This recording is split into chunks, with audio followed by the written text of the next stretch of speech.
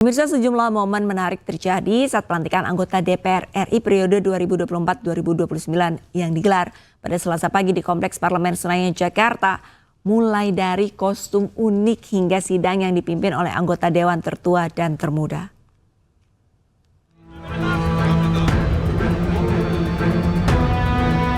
Anggota DPR RI terpilih periode 2024-2029 Jamaluddin Malik menarik perhatian dengan memakai kostum Ultraman menjelang dilantik sebagai anggota DPR. Sebelumnya ia juga pernah viral karena kampanye memakai kostum Ultraman. Anggota DPR dari Dapil 2 Jawa Tengah ini tampak mendatangi gedung DPR dengan kostum Ultraman berwarna biru dan abu-abu. Lampu juga terlihat menyala dari kostum Jamaluddin.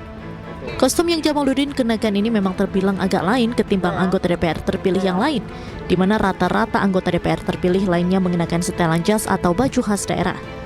Namun kader Golkar dari Dapil 2 Jawa Tengah ini justru memilih mengenakan kostum Ultraman yang menjadi ciri khasnya semenjak kampanye. Momen menarik juga terjadi saat perwakilan anggota DPR dan DPD RI dengan usia termuda dan tertua menjadi pimpinan sementara dan memimpin pelantikan anggota DPR, MPR, dan DPD RI periode 2024-2029. Diketahui anggota DPR tertua yang menjadi pimpinan sementara DPR RI bernama Guntur Sasono, 78 tahun, dari daerah pemilihan Jatim 8, fraksi Partai Demokrat. Kemudian berlaku sebagai wakil yakni anggota DPR termuda yakni Anissa Mahesa yang berusia 23 tahun, daerah pemilihan Banten 2 dari fraksi Partai Gerindra. Kemudian anggota DPD tertua yang didaulat menjadi pimpinan sementara DPD RI yakni Ismet Abdullah berusia 78 tahun, daerah pemilihan Kepulauan Riau. Kemudian anggota DPD termuda yakni Larasati Moriska 22 tahun, daerah pemilihan Kalimantan Utara, bertindak sebagai wakil ketua sementara.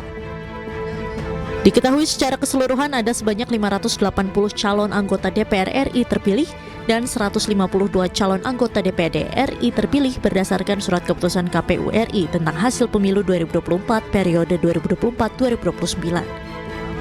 Sementara itu untuk parpol yang lolos kembali menduduki Senayan diantaranya PDIP, Golkar, Gerindra, PKB, Nasdem, PKS, Demokrat, dan PAN. Dari Jakarta, tim liputan iNews melaporkan.